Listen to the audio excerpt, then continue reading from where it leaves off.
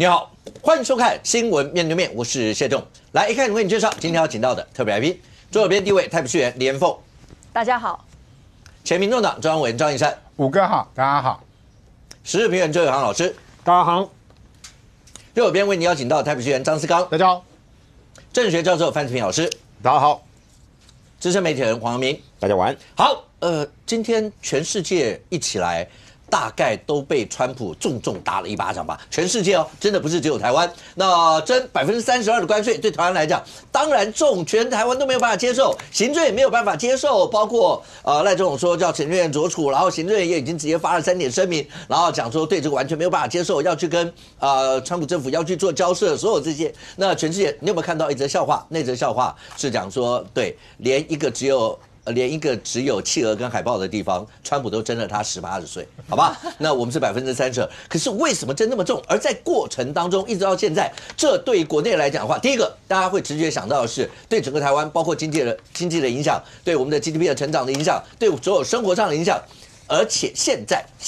那这个连假对于所有的霸团来讲的话，包括不管蓝绿阵营，那现在比数在数字上是35-12，大家都希望借着这一波，希望能够把所有的联署的数字要往上冲。可是这整件事情看起来是一个关税的一些事情，但它会不会影响到国内一些的氛围？那会不会影响到整个包括在罢免的过程作业当中，会不会有相关的一些影响？都是大家观察的一个重点。现在看起来的话，一战是32%。没错，想都没想到会这么重的一个关税，而且简单粗暴哈。对，先讲为什么32%，就有《纽约时报》报道，它的算法是这样子的，是贸易总额啊，就贸易顺差除以贸易总额。譬如说台湾的贸易顺差除以贸易总额之后，它得到一个64%的一个数据，而这个64%的贸易顺差占比。他直接除以2，你觉得只有台湾这样吗？全世界大概就是这么算出来的。包含中国大概34%，也是这么算出来。那34%，中国还要加上20%，因为它过去就对中国的产品苛征20%的关税嘛，所以加上34%，等于是中国就64%的关税哦，快要到1倍的关税。所以就是一种简单粗暴的算法。这种简单的粗暴的算法，你就知道川普的目的是什么。第一个，你们收我的关税，害我所谓的贸易逆差，所以我要把贸易平衡嘛，所以你们要逼你们上谈判桌，要降我的关税嘛，尤其是农产品啊、汽车啊这些关税，你们不能再给我课，所以我课你们关税，上谈判桌来谈，说你们要降低你们的关税嘛。第二个部分，你们要扩大采购比如说台湾，你就要扩大采购军事产品嘛。那另外就是台积电，你要来投资嘛，投资扩大。还有采购扩大，来形成对美贸易的一个平衡，这才是川普要的。所以今天行政院说，川普提高关税的3个不合理啊，它主要针对是美中贸易战，说台湾对于所谓的非红供应链很有贡献啊，对于所谓的洗产地的问题也有去努力去解决这些问题，而且台美贸易之间是互补的。但是这不是重点啊，重点是你要不要去降啊？比如说美国进口到台湾的关税嘛，美国进口到台湾牛肉的这些相关的农产品的关税，这才是川普要的。你要不要扩大在美国的投资嘛？你要不要台积电去美国继续扩大投资？而台积电是半导体是排除在这一次关税之外的，表示台积电承诺美国投资的1000亿。至少保护了台湾的半导体产业不受这一次的关税的影响，这是要必须说明的。而且我要讲的是说，那你现在行政院要因应除了关税问题之外，你要去做调整，你要去做谈判之外，还有没有其他的方式来因应这一次的危机嘛？有一种人的说法就是说，那我就贬值嘛，货币贬值当然会弥补到关税的这个损失，但是实在太大了，这次关税一次增了34%，这个关税如果要用货币贬值的话，会贬了很多，而且会形成台湾的所谓的新台币的购买力也会下降，反而是导致整个经济混乱啦。另外来讲就是说，因为你的货币操纵国如果被美国认定你是货币操纵国，反而会引起第2波的关税惩罚，所以货币或者是汇率的操纵不是一个好的方法。那另外就是说，你必须去做所谓的扩大投资嘛，或者是说振兴经济或者振兴内需的产业，譬如说我现在增加国防预算，增加国防的采购，或者是说低轨卫星的一个建制，这个叫做内需产业的一个发展，对于国内短期来讲，会对于所谓的这个关税问题所导致的经济成长率的下滑有所帮助。但是问题来了，不要说你要做扩大投资，你要编列特别预算去做军事采购也好，什么的也好，这些特别预算。一般预算国会现在都不过了，所以为什么说，如果能够改变整个的国会结构，让整个行政院除了跟美国在进行关税谈判的时候，因为关税到底会延续到什么时候我们不知道，谈判会进行到什么时候会不知道，那这些相关于对于包含是国内扩大内需，或者是因为如果我透过所谓的降低美国牛肉的关税，会导致台湾的农产品价格的一个损失嘛，农业的损失，那我要编列特别预算去补助这些农民，这些都是要由国会的国会议员去通过相关的特别预算，而这些特别预算。不要讲特别预算啦，一般预算都被蓝白立委砍得乱七八糟了，这些特别预算到底会不会过？所以这件事情当然会有很多人，尤其是蓝白立委，会用以美论来去处理这件事情，来降低所谓的大罢免的仇恨值。但是我要说，它不只是针对台湾它是针对全世界。当然，一早你就看到媒体上有很多思刚说，网络上面大家灌爆了，包括总统行政院长所有的脸书，然后大家问说怎么会是这个样子？我们台积电也去了，很多这样一些词。我也听到蓝营有很多立委也直接跳出来，就直接讲说，就是刚才易善讲的，不是台积电也去了吗？所有该给的为什么还要这样？蓝营现在针对这件事情，看起来的话，我注意到下午的新闻是，蓝营的党团已经直接讲说，希望卓奎要直接去做专案的报告。那刚才易善就讲，一般预算都过不了了，还特别预算，这个时候大家都需要特别的一些补助的时候，蓝白会这样子让他过吗？第一个啦，这个中间很多的谈论事实上大家都提醒行政院，甚至我们的国安会，这4月2号是全球注意的一天果然，这个今天早上打开电视就大核爆，对，大核爆，我们看大家也看傻了，原来是这个不分全球不分各地。但是呢，我们台湾在这样子的关税里面，这个名次很高被加的幅度是名列前茅，大概基本上大概就除了中国大陆前面还有越南那越南、柬埔寨、越南这些地方，柬埔寨、越南也是过去几年所谓的南向政策很多的这个台商呢去把一些产地移到越南甚至印度这次也是被提高很多关税所以说我们过去在移转这个产地的过程当中，没想到这些地方也都中，也都变成这个提高关税的地方，所以在我们台湾的这些台商基本上。你说要移转产地，没想到移转也被列为这个对象。再来，你说留在台湾，有些产业留在台湾就也没办法继续，因为它本身的这个重视很多的人力所以这个事情其实大家很早就提醒行政院的啦，要提出很多的副案或者是说呢，至少有一些安定民心的做法。但是呢，左荣泰昨天晚上发脸就叫大家安心睡觉，大家一起来当然被吓醒的。是被吓醒，那怎么安心睡觉？结果今天呢，行政院发这3点，我觉得也是不痛不痒也没办法安定人心。比如说去抱怨说美国这个对等关税的计算方式如何，然后呢说大幅增加，然后呢说我们对美国有巨大的贡献，但每个被征的国家都觉得他对美国有贡献，都觉得他的关税去的时候是降低了美国一般人的生活的低物价。低物价，然后呢，提供更多的商品去做消费，所以每个国家都觉得心里面都不平衡但是接下来这个阶段，就看我们的政府跟其他国家比起来有没有能耐了。那很多的国家现在就抢着跟美国协商比如说中国大陆，他现在虽然第一时间他没有说很发出非常急迫的声明稿，但大家知道他彼此手上的牌有什么？比如说 TikTok， 川普是很在乎 TikTok 要落在美国的厂商手上，那现在也有浮出了要买的可以买的对象了，要买家在哪里？那所以 TikTok 会变成中国大陆跟川普交易的筹码。当 TikTok 交易成功之后，中国大陆的这个关税等等，是不是就会做一些调整？甚至说两边的首脑要见面的时候，关税是不是变成一个名目，变成彼此相互退让的一步所以事实上，美国每个人呢都在盘算自己手上的筹码在哪里，但是我们台湾的筹码在哪里？我觉得行政院也可以登高大家，不用担心，因为我们手上有很多东西。我们未来呢，跟美国人如何很多的采购。啊，但是我们采购的东西基本上也不多，而且美国现在已经点名了，前几天点名就是2个部分，美牛美猪不能再写产地了，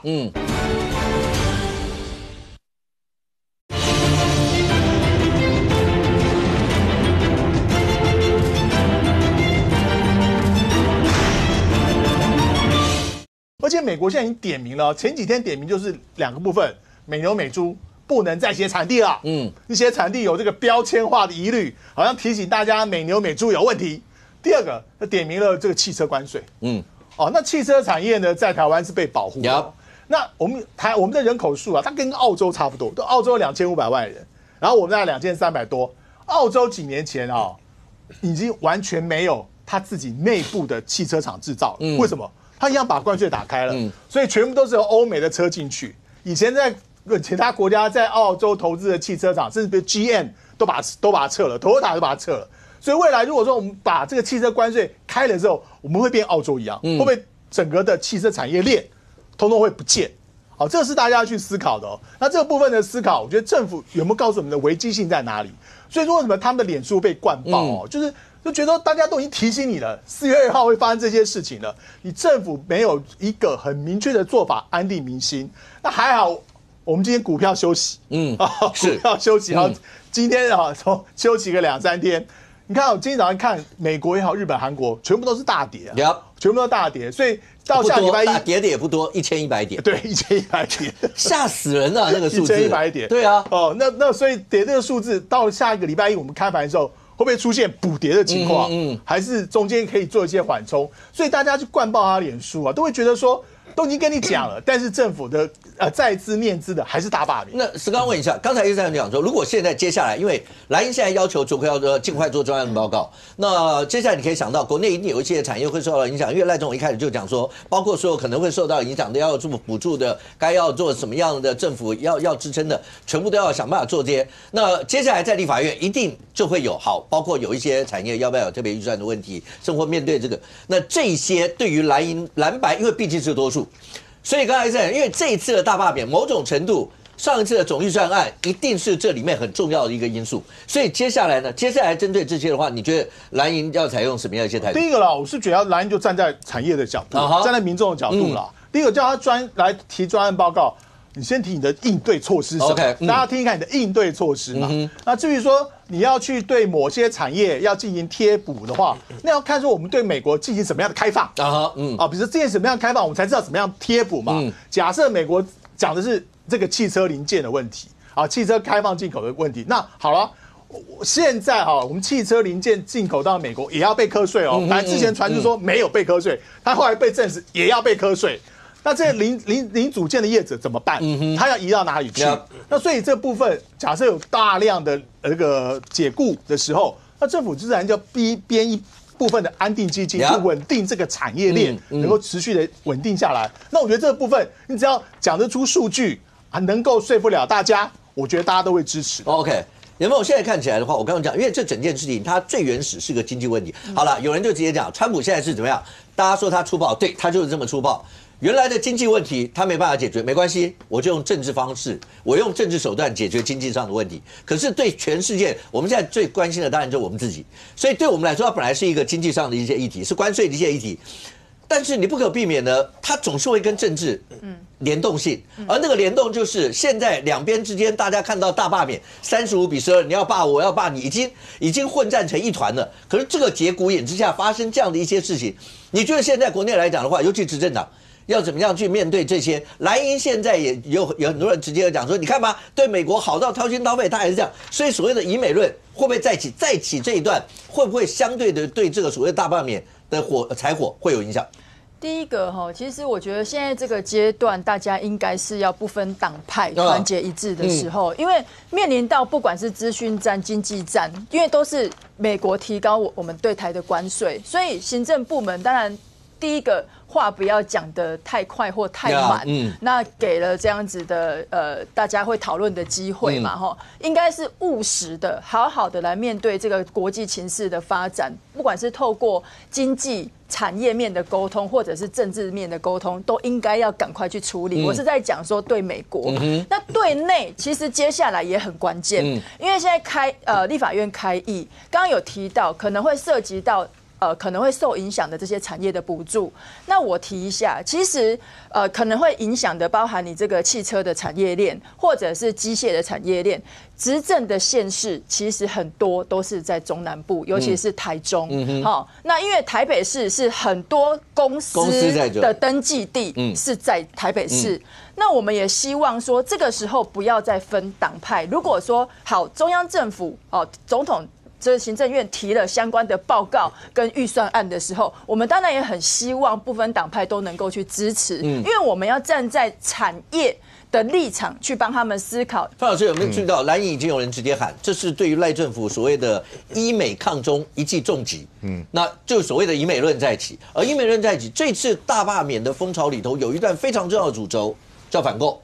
昨天民党中常会的时候，然后赖总不是还穿了飞行夹克，然后开记者会讲到，其实不管对任何一个政党，中华民国是最大公约，类似这一些。现在这整个川普这个关税一下来，会有什么影响？国民党我看之前对这个李孝亮那个联署案啊，好像都一直都没有什么表态。然后像这个第二阶段就我们第一阶段的那个这个很多国民党很多问题嘛，他们补件嘛苏巧慧的错误率就补件不合格率45%，然后这个张宏陆不合格率30%，这是补件哦，国民党有没有反应呢？今天很快哦，立刻就反应了，立马就说赖清德是医美抗中然后说是呢引战毁台，然后说呢台湾只能跟应该要亲美和中。才能够避战护台，这个说法我总觉得很熟悉啊，好像国台办的说法反应是蛮快的。徐小新也很快哦，徐小新说这个美国把这个台积电整个的挖走了然后把台湾当潘娜就是当盘子了然后呢，他说赖清德应该要专心治国，不要再罢免了。徐小新前阵子也不太讲话，今天也是第一时间就出来了所以我觉得的确啦，国民党当然是要把它操作成就是医美论嘛，那其实我们可以看到，就是中共的这个统战部的部长叫石泰峰他在2月24号，这是我们台湾的国安人士这个透露了，就是当时他就跟这个中共的这个国安部，还有解放军的政治部，他们就开了一个秘密会议，就是说针对台湾的这个去台积电去美国投资要去制造这个所谓的以美恨川，要在台湾用各种方式，就怀疑美国。痛恨川普，那现在当然就更有底气了嘛。对，因为我们知道后来的确3月4号，这个魏德嘉就跟川普在美国这个白宫就见面了嘛。所以我觉得这个石泰峰最近升官了，他本来是中共的统战部部长，这2天他是升到组织部部长那组织部部长跟统战部互换嘛，所以未来的新的这个统战部部长叫做李干杰，他是一个核安的工程师他会不会也是走石泰峰这个路线？因为石泰峰的确从过去来，他是积极介入台湾的这个相关的统战工作，所以我们看到就是说，今天这个中国的这个驻美大使叫做这个谢峰，他出来抗议，为什么呢？因为他不是抗议美国对中国苛降34%的关税，他是抗议川普把台湾跟美国跟中国分开来他说，他强调这个台湾是中国的一部分，对台湾不可分割。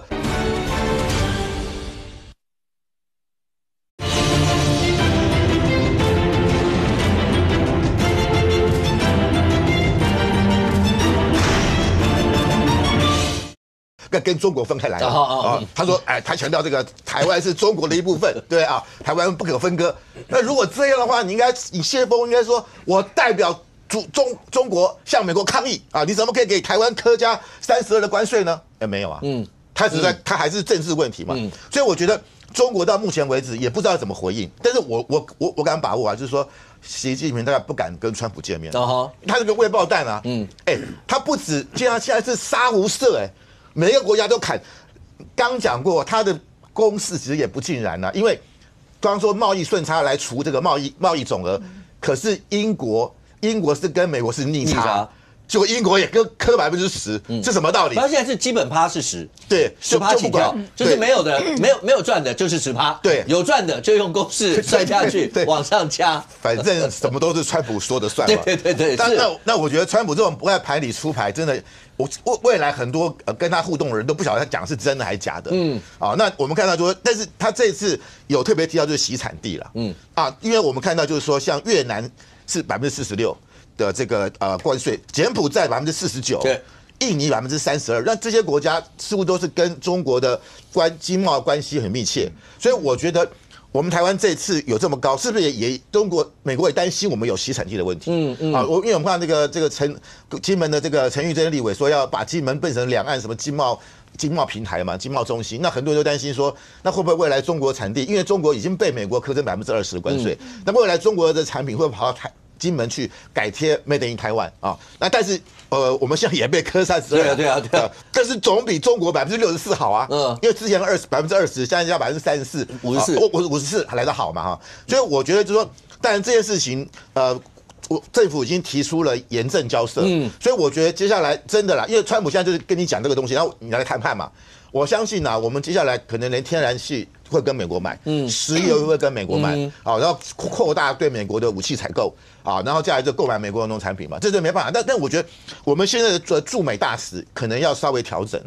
因为现在的驻美大使是于大雷，他是个职业外交官，他也很优秀，但是他跟赖清德之间没有直接关系 ，OK， 所以我觉得可能要改一个懂经贸的，而且跟美方有非常互信基础，而且跟我们现在陈峰的关系也很好。例如说，你看萧美琴是2020年到2023年的时候当驻美代表，刚好那个时候刚好是拜登刚刚上台的时候，那时候大家都很担心嘛，因为川普第一任对台湾很好嘛，卖台湾很多武器然后派了这个卫生部长阿扎尔来台湾访问嘛，创了台美关系的史上新高，所以那时候大家对拜登没有信心。但是因为这个萧美琴去了美国之后，拜登也很挺台湾嘛，所以我觉得接下来可能要调整一下驻美大使的一个位阶的他的身份我觉得这可能是当务之急，否则我们没有办法跟美国直接互动互谈的话，我觉得这个当然会造成民众更大的焦虑跟隐忧。阳明现在很重要一点是叫做安民心，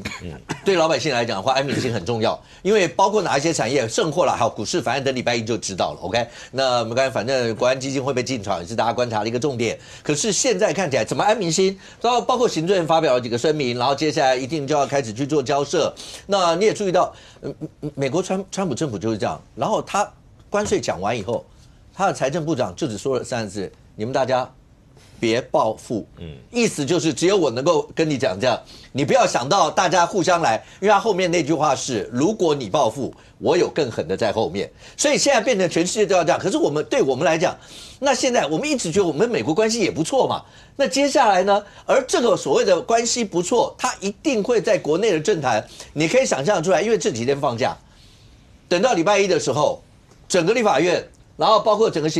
行政单位，大家之间一接触，执政跟在野之间，连着现在的罢免这个事，整个一烧起来，那在未来，你自己评估这整件事情到底在未来会有什么影响？其实整件事情，我觉得对绿营来讲，应该叫做人设的不合。什么叫人设的不合？本来绿营都要，我们的执政团队都说台美关系史上最好，跟美国的这个沟通毫无任何的障碍。所以你看礼拜二早上前天那时候柯总召，他在立法院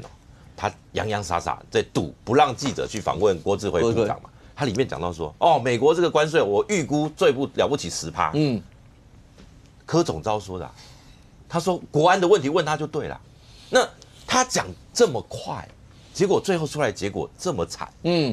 这个落差很大。如果今天他都没有讲，包括卓荣泰院长都没有请大家安心入睡，就说我们会紧盯，我们会来去做研判，不会变成我们最后再来质疑说你是不是前面没有掌握。你不能前面每次都是什么党政人士这个什么知情人士全程都有掌握，然后呢，所以呢都会怎么样严阵以待什么的。可是最后出来结果看起来是大家都状况外。所以我说最可怕是在这个部分，不要擦脂抹粉到好像我们什么都会，其实什么都不会。这一次我觉得关键还在于说我们怎么去找到那个川普的那个对的窗口，可以跟他可以交涉的窗口。今天行政院这个什么3个不合理，说要严正交涉，不是啊？刚刚范老师说这个在野党在以美，没有啊，这3个都在以美啊。你直接讲美国政府不合理啊。这不是以美，什么是以美？所以如果当执政党都开始带头以美的时候，我觉得我们应该务实一点。什么叫务实？就是这个事情，我们先要列出哪些产业会受害。然后呢，我们政府能够帮他们什么？而我们有什么筹码可以让美国把现有他现在公布出来的？因为不要忘记啊，我们常讲，川普是拿着一张图表，念着你台湾哦，你们怎么样？所以他说我们又讲说我们把晶片什么全部都抢了他的东西，念兹在兹就是对，就是我们台湾人把他们晶片工作抢走。好，那不管怎么样，今天川普他是我们常讲君无戏言，他是一个国家元首，他在一场记者会公开讲的，这不是那种什么转句转述他的态度，不是，他是已经明着讲了，他要怎么有转圜，这才是接下来我们整个政府团队该做的。过去我觉得我们过去跟美国的谈判，从我很小的时候，那个什么301报复哦，什么动不动哇301，那时候是讲著作权啊这些的议题，我们都理论上政府的谈判团队绝对是要花很大的功夫去做所谓的幕僚作业以及沟通。当然，刚刚范老师讲了一个，我觉得蛮赞成，就是说我们的驻美的这个体系，到底有没有办法把真实的情况去回报，或者说把我们的筹码去告知美方，让他们能够有一个了解。那另外一个，这个当然是对外，对内的部分，我也同意刚刚严凤讲的，团结的时候，现在没有，我跟你讲，在野党你也不用去讲执政党怎么样，最后这32%开征下来。对，不会说你是绿的，你就受害比较多；你是蓝的就不会受害，不会。那个台商或者说我们的这个企业界都没有分什么颜色的啦，跟政治立场没有关系，这是一个全面性的问题。对，杨敏，你刚刚讲对，你们大家都提到要团结，我现在问的就是说，那怎么开始这一块？对，所以怎么开始团结这一块？对，所以我觉得总统，因为现在是行政院嘛，他说要对美嘛，对啊。那我觉得总统不如这样啦，国事经济会议。开国事会议了，邀朝野所有就请各政党推荐嘛。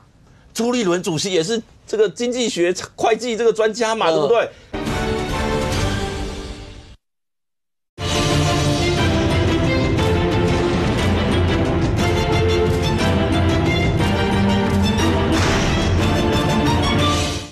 朱立伦主席也是这个经济学、会计这个专家嘛，对不对？找来哦。然后呢，你各政党都推荐嘛，那来谈一谈，说我们怎么去往前走？我们怎么去把这些受害的产业如何降低它的这个冲击？比如说，假设产业外移对我们本土这个劳工会造成什么样的冲击？比如说，这个关税的增加会对我们的出口造成什么冲击？我觉得这才是我们政府该做的。今天你讲再多的美国不合理。很抱歉，川普如果合理的话，就不会发生有今天这个对。所以我们常讲像我们看球，我们讲最近最流行的就是什么32号的李朱恩跟这个他们那一队的32壮，但是全球在这个32%的冲击，我觉得接下来我们台湾真的要好好面对了，不要再我觉得那种内部的内耗要少一点，要多一点去。务实的去谈出我们如何帮民众，或者说帮整个国际冲击下面，其实我们左边是军演，右边是贸易关税，两边都不好处理所以这时候的领导人更要有智慧去处理，更有格局。可是好，伟豪就这样讲好了。那我相信赖总统一定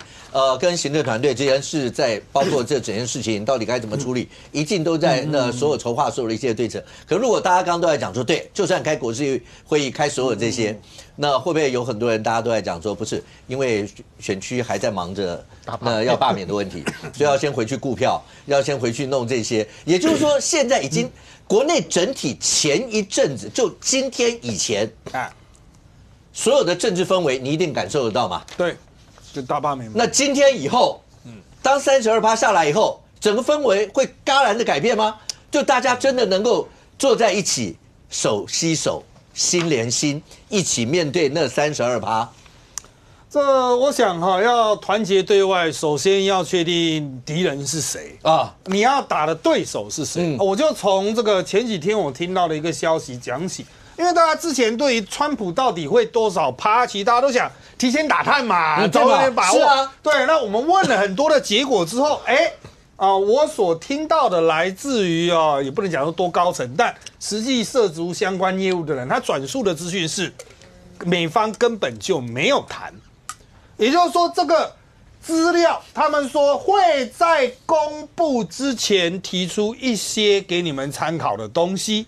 但是没有要跟你谈。所以当现在在野党或其他人说，你为什么赖政府不去谈？人家根本没有要跟你谈。他4月2号直接写答案给你这一个，然后开始谈，这是美方的态度。在这之前，他根本连谈都没谈。你看世界那么多国家，请问澳洲那个企鹅岛要怎么谈呢？没办法谈啊，他根本只有企鹅。所以现在就是大家要搞清楚，就是现在我们面对的什么，就是有一个家伙直接说很简单这个数字上面是什么除以这个再除以2，好就这个那你要怎么谈？如果对手是这个态度，其实我也觉得院长讲说我们要抗议什么的如果人家这个态度，我觉得你讲那什么3点不用讲了，都废话。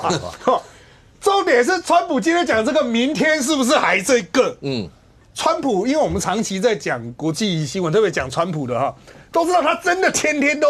一下这边毛不爽，要跟你加一个什么。4月9号还有2级关税，搞不好电视机前观众好熟悉那是什么？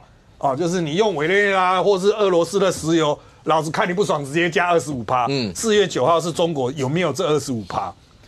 那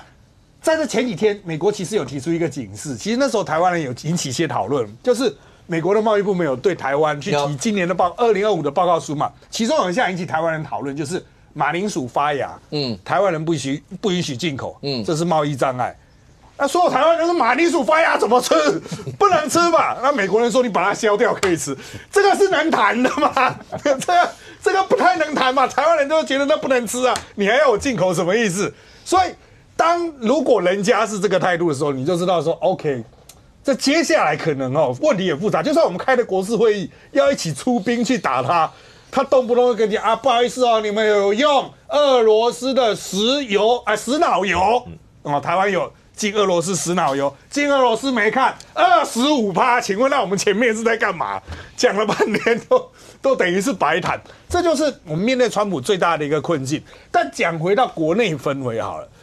国内当然之前大家都在讨论大罢免就是大家各为其主，各自非常的纷乱嘛那现在大家都讲说，这我看到有些分析说这个可能会影响到大罢免比如说证明赖清德无能或者是说什么原来大罢免罢团的气势就会下降。但如果你去仔细思考就是如果罢团它是基于某种反中的立场，那你需要去给他一个这个反美也不对挺美国也不对，那他一定罢团，问你说那我们现在该怎么办？谁能说出一个该怎么办的答案？你说赖清德做的很烂吧？因为赖清德说我们不要中国，我们去靠美国，结果美国加32%，那也不好，请问怎么办？因为如果你要投资去其他地方，全部大家都加上去我们台湾的主要投资力，比如越南、印度、东南亚，全部都被家暴，因为依照川普公式，他们那边美国可能更多，出口100块到美国只进口1块钱，那直接就是将近50%嘛，怎么办？这个其实是搞不好罢团更希望，好，你国民党要超越民进党，你要给我这个答案。就是说你国民党是怎么去解决台湾面临东南亚，那也不能我们帮东南亚国家去谈吧？那怎么办？要政府补贴吗？要预算吗？预算要从哪里来？你不是才刚砍预算、动预算吗？逻辑又绕回来，所以不是说哈哈哈，民进党加32%，罢团没有这么简单。所以我认为说，现在大罢免的气势会不会下来？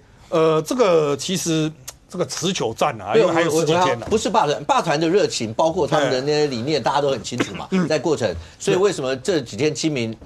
义善他们也是，就是在那个火车站还是什么在推这些。可是重点不是在这，而是第二阶段，大家都说第二阶段要过那10%嘛。对。第22那个10%那个微笑曲线，经过了前面1、2周以后，一定是往下往下的。那你现在是希望大部分的民众要出来联署，对，是那个热情的联署，对，是那一块会不会遇到？好，譬如我们就讲，你光讲李孝亮跟他妈妈好了，显然感觉得出来，他妈妈觉得。他妈妈的立场跟李孝亮感觉上不太一样，对，不一样，对。那你说很多家庭里面，如果都是这样的一些的时候，当两边在论的时候，这个讲说你们怎么不反共？如果不反共，我们台湾未来怎么办？另外一边就跟你讲说好啊，你讲的美国，那现在怎么办？就一个家本来以前是反正我们跟美国很好，反共，那我们大家一路上这样走，就是对一般人，尤其是中间选民。要怎么样去让他知道说这件事情不要去影响到你的热情或什么？他现在会变得可能会面临到这些问题。对，那我所听到的是，有一些清明年假本来要回去收联署书的，确实有碰到困难，就是家族就是因为这件事情吵起来嘛。就是因为他不只是因为立场关系，可能牵涉到股票啊。当然，所以这个就还好，这2天真的这2天没有开啊，那等到礼拜1才会开讲。对啊，对，但重点就是在于说哈。现阶段其实你的议题真的很多。昨天我们还在讲《更生日报》上面的那一篇啊，你要叫他上去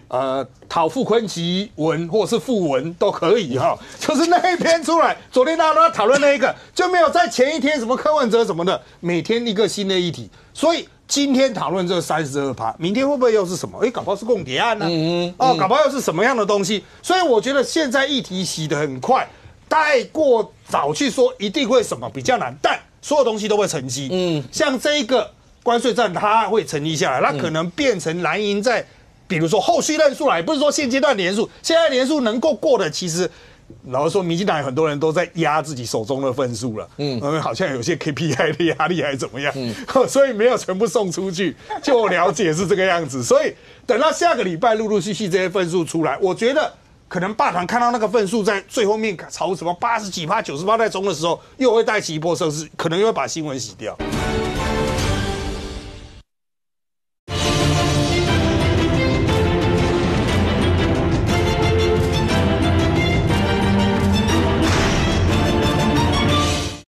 等到下个礼拜陆陆续续这些分数出来，我觉得。可能霸团看到那个分数在最后面朝什么80几%、90%在中的时候，又会带起一波声势，可能又会把新闻洗掉。OK， 那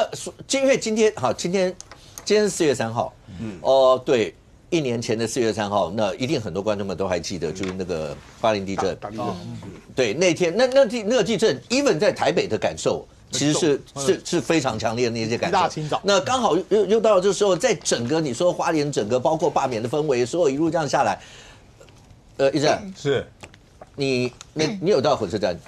我到火车站，而且我隔2天就要去花莲。要去花莲，OK。那好，那这所有这些，包括看到张俊写的张俊登的报纸上的广告，然后包括他的外言书，你自己感受到对花莲这一仗的影响到底有多大？当然很大，尤其张俊他其实是站在国民党员的身份哦。张俊曾经当过花莲县党部的主委哦，而且他的整个的从政过程帮了国民党很多输的战场，因为都被傅昆萁打败，所以他对傅昆萁的恩怨不只是私人恩怨呐，而是他站在国民党的立场去跟傅昆萁战的时候，结果国民党现在反过来说你退党，你不要来做议长。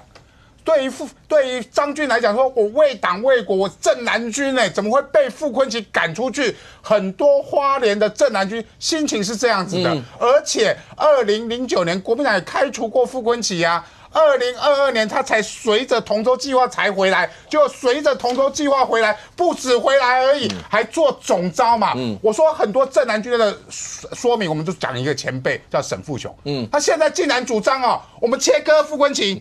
只要罢傅昆萁就好，其他的你赖清德停止大罢免啊！说真的，所有的大罢免也不是说谁停就能够停的。但是沈富雄既然是说我们开国事会议主张这样子，让所有的总预算都过，特别预算都过我们蓝军回过头来，因为傅昆萁的仇恨值已经蔓延到全国民党嘛，所以他们希望可以切割傅昆萁嘛，你就知道傅昆萁的仇恨值有多高。至现在连正蓝军都不认同他，而觉得他就是整个去年国会的乱源嘛，不只是国会乱源嘛，包含花莲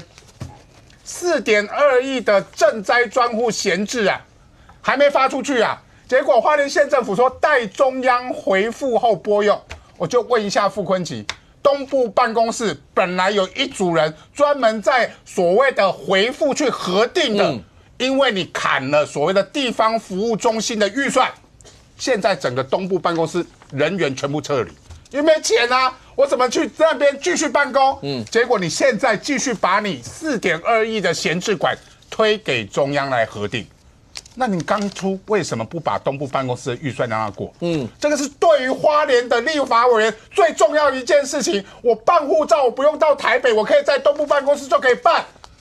傅昆萁，你有照顾到花莲的心情，而傅昆萁，你为什么不照顾花莲的心情？到底你背后的思维是什么？背后的思维是不是这个？你去年找了王沪宁，带了一堆立委啊，结果他今天还讲啊，说大罢免是国台办指示民进党去干的。我真的觉得是说到底是为什么是国台办？我今天想通了，而不是国台办是中南海，还不是国台办的中南海。我现在知道了，因为他去年带了20几个立委跑到中南海，一个一个握手，王沪宁一个一个握手，包含王宏威啊、罗廷伟啊、罗明才啊、郑正乾啊这些，真的都变成罢免名单呢。所以是不是你只要王沪宁握手的，民进党都要罢？是他的逻辑是这样子。不是嘛？所以整个傅昆萁，你为了自己个人的利益，为了你自己跟中国之间的关系，所以你带着整个国民党整个往前冲嘛。刚才讲到说所谓的这个所谓关税的问题，很简单啊，特别预算啊，一般预算也要解冻啊，也要所谓的删除了要不要回复啊？这些东西有没有给国民党立委机会？有吗？复议案有没有给国民党机会？有啊，国民党还不是继续往前冲？现在特别预算好，我赞成赶快开国事会议，编列所谓对于产业补贴的特别预算，编列对于国防采购的特别预算，这些需不需要立法院的通过？傅昆萁，你要不要站出来？他现在还是总召哦，说你同意，国民党的立委先开一个记者会，要求行政院赶快拨补所有的特别预算，而且在1个月内，立法院马上通过过去删减的预算全部恢复。这个才是对于国家最团结的时候应该做的事情。赖清德讲菩萨为因，众生为果。什么是因？什么是果？国民党立法院的作为叫做因啊。这个因如果不解决，大罢免这台车，你觉得谁可以停下来？没有人可以停下来啊。是吗？来，我觉得啦，就我们今天回应刚前面讨论的主题，就说这个经贸的这个关税事情会不会导致这个大罢免出现一个比较被泼冷水的情况？之前啊，大罢免的情况讨论很多，因为是大家最主要的议题，而且相关的一些媒体啊等等，也是往这上面一起来这个加火嘛，希望大家讨论越来越多。但是你现在面临到是川普加关税的问题，这个问题是基本上我自己感觉啦，从退休的人到现在目前在工作的人，就所有的讨论这个，都讨论的啊，股票族更担心啊，还有这2天没开市，但大家担心的是自己的荷包。我想很多的事情啊，就是当这个事情危及到自己的财产、身家，甚至工作的时候，大家的思考就会比较多。我是还是说我回不到权力，然后把这个大罢免事情都弄成川普呢，就不会有32%了。当然不是，当然不是啊。所以大家开始是说，之前包括赖总统也好，行政院也好，都给大家感觉说，我们跟美国好朋友。美国去加这种关税的话，不会把台湾的关税加到这么高。我觉得很多当时的行政院都在塑造这样的氛围。我觉得大家都觉得说，可能就紧张一下、虚惊一下，然后小涨一下，而且大家就算就过去了，没想到出来这个结果，所以让大家那个冲击力很大。那在这个情况之下，你说大罢免也好，大家会觉得说，那在这时候政府要干什么事情呢？应该是解决经贸的问题。解决这个后面的产业带来的这个冲击问题啊，而不是搞政治啊。你说这一整年搞政治，坦白讲啦，说中间选民是有点烦呐。中间选民是有点烦。叶刚刚讲说，因是在国民党，执政党是民进党。执政党要把它拿出今天的结果，在立法院搞政治的是国民党啊。这个傅昆萁在香港说他代表中央政府啊，这个就是因，这个就是最重要的因。所以国民党内都要切割傅昆萁。我直接讲，很简单一句话：朱立伦只要把傅昆萁的总召拔下来，马上仇恨值掉一半，马上大罢免，本来20席可能会剩下10席。那敢不敢涨关税的事情是因为傅昆萁跟宋涛见面吧？应该不是。当然，所以说这个事情就一码归一码，就是他要涨台湾的关税，台湾经贸筹码是什么？是行政院的事情。的问题也不是因为大罢免的问题啊。对不起，那你行政院到底有没有因应嘛？我们是执政团队，我们当然也很希望内部团结嘛。你们在立法院也可以释出善意啊，我们也愿意来做，但是你们愿不愿意嘛？措施的话，就不要再当执政党了 ，OK？那你们也没有办法当执政党啊，民主社会就是这样啊，你们选不赢就没有办法当执政党嘛。什么都没有做嘛，重点什么都没有做。做嘛。当我们怎么为什么都没有做？国民党委员要求 NCC 就解冻事项预算赶快提的时候，自己准备2个礼拜，什么都没做啊。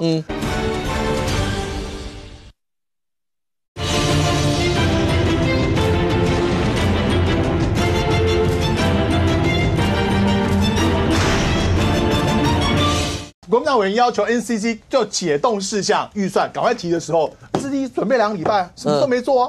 那立法院民进党立法院党团霸占议事台几个院会了，4个院会了，什么都没有做啊。那我请问你，今天阻挡行政院卓院长接受质询的是谁？是民进党啊。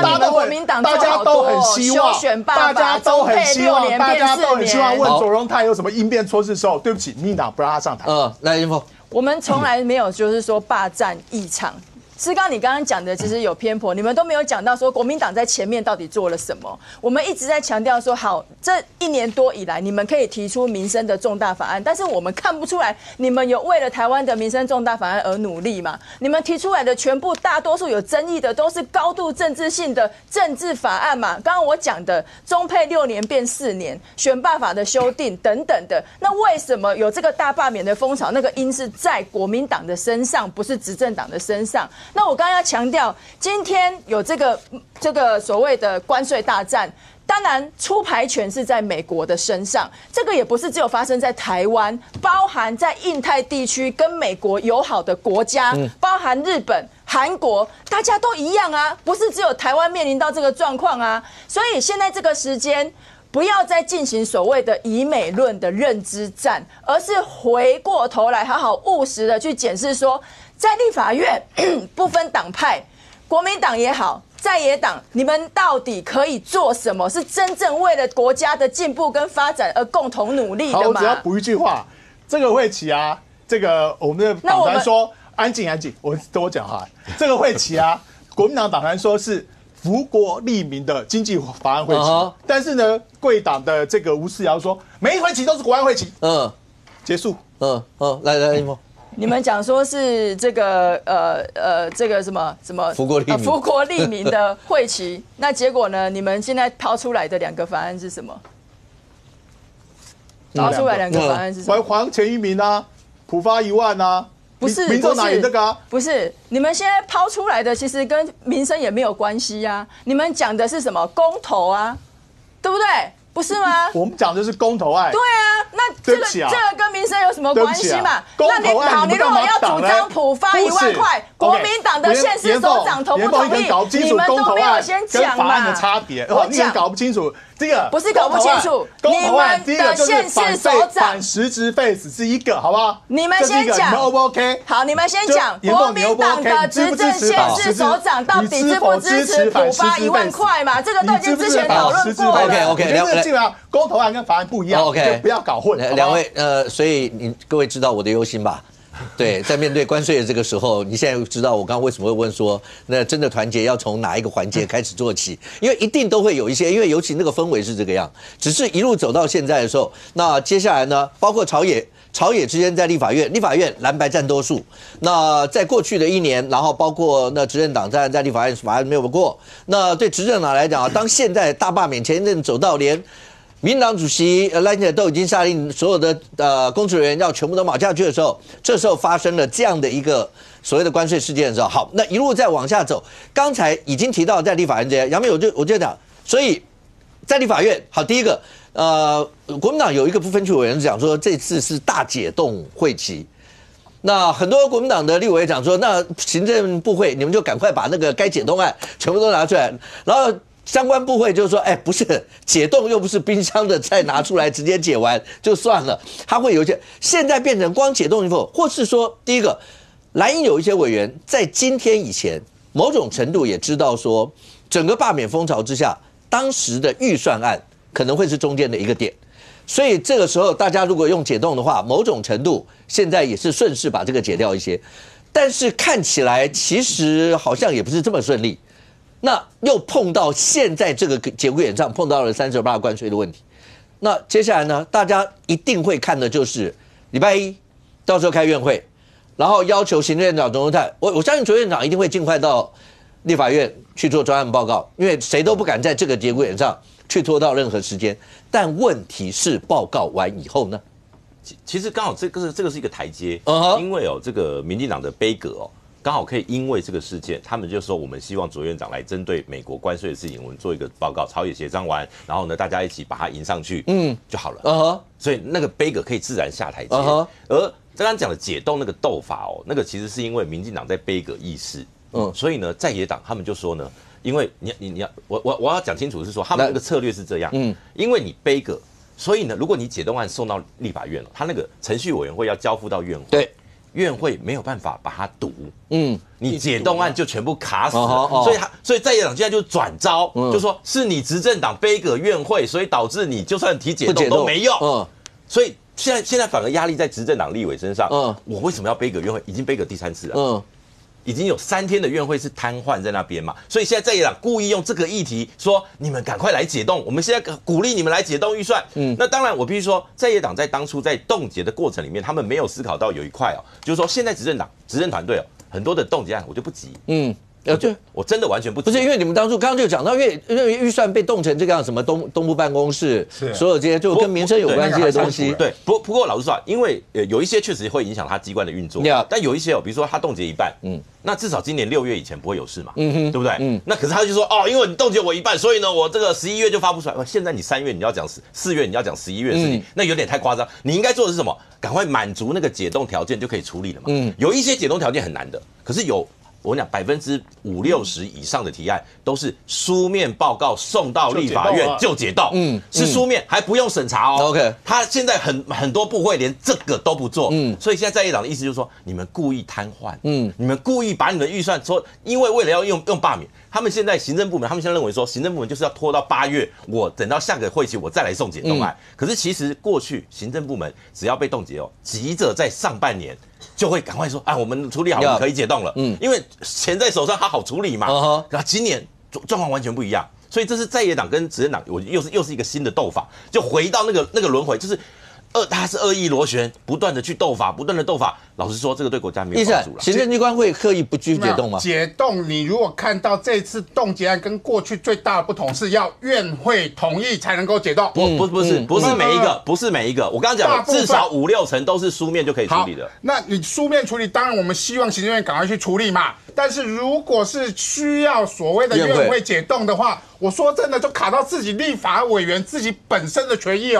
当初最不合理的就是这个部分嘛，因为我们都知道很多立法院立法委员提这个冻结案，他其实目的是希望跟行政部门做一定的程度的bargain嘛。我本来权力在我立法委员身上，现在全部要送到院会里面，所以是国民党自己卡死自己国民党的立委嘛，根本不是行政院。如果行政院有这种态度，像杨明讲的，我都觉得应该谴责。行政院该解冻赶快去解冻，但是要不要国民党顺势这一次的关税问题？因为所有的预算都牵涉到国内的 GDP， 所谓的内需的问题。如果我们可以顺利的包含删除预算、包含解冻预算的部分，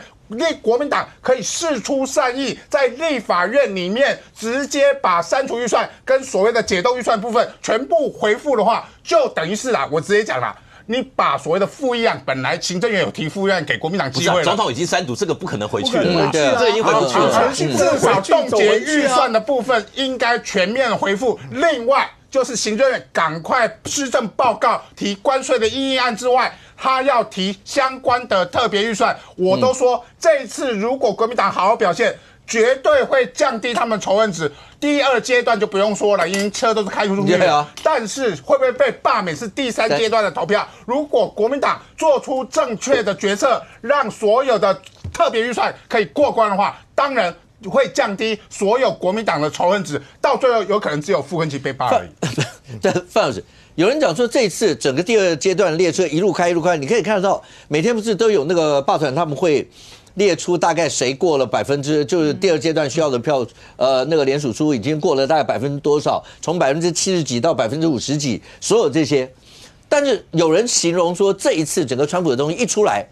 会不会让国民党很多的委员因此解冻？可是现在的数字不是单纯35-0嘛，现在是35-12。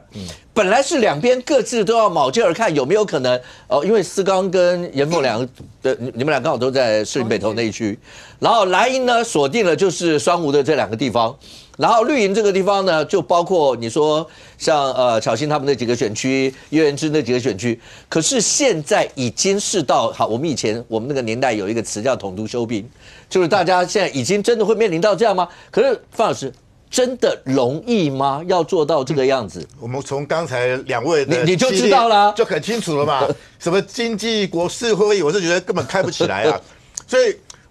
卓荣泰昨天说大家安心睡觉。他就希望大家好好睡，好好休息，今天有精神来因应啊。但是我相信他应该今天晚上很难安心睡觉。如果这2天趁这3天的连假，我认为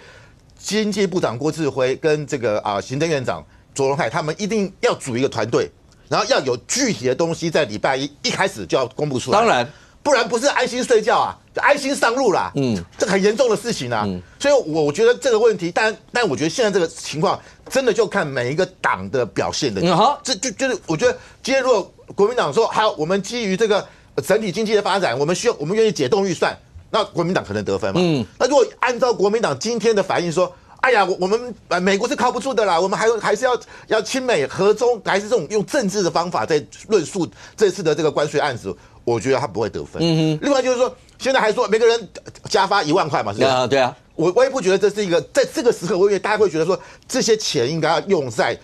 补助那些可能受害的产业上面或企业上面。而且每个人发1万块干什么？所以我觉得这个对国民党来讲可能也很难加分。所以就看洞见观瞻。那当然，如果说国民党愿意解冻，是民进党在用行政去拒绝解冻预算，那就当然民进党都要负责任。所以我觉得这段时间的确就是说。国民党从我们看上个礼拜美丽岛电子报做的民调，它的好感度是只有27.2，反感度相近是61.2，差距是34%，这么大差距。所以我觉得国民党如果不能够趁这个机会幡然悔悟，赶快做改变，然后真的搞一些福国利民的一些政策的话，那我觉得我不认为国民党的好感度会提升。所以那这个要看朱立伦啊，你现在到底是不是真的能够把整个。你国民党有智库啊，你们可以提出你们的因应的方案啊，因为现在不是说只是骂，你说骂这个你看这个赖清德民进党你们太亲美了，看今天川普这样加科关税，那问题是你国民党有什么政治对策，对不对？那你有没有具体的方法？否则如果你是为骂而骂，那也不是只有我们台湾这样子，全世界这么多国家哪个不跟美国？也跟美国很好的日本也是如此，韩国也是如此，韩国对还不是如此，所以我觉得骂没有意义啦。那就要看国民党怎么样呢？在这个罢免的案子，如果说真的国民党的确，但是我要讲的是说，你看这个，我们看这个，这是一个台湾议题研究中心啊，就抗中的相关的讨论啊，有2个高点，其实都是跟政治有关的。第一个高点就是3月13号赖清德提出了这个反渗透的17条，是达到一个很高点。再来第2个高点就是3月25号有关于中配雅雅的问题在内政部前面抗议。所以我觉得。台湾事实上对于政治议题还是的兴趣跟关注程度还是远远高于经济，所以我认为所有的经济问题，包含这次的美国关税，2个政党一定还是往政治去攻防啦。那因此我觉得，那会不会对罢免造成影响？我觉得不会。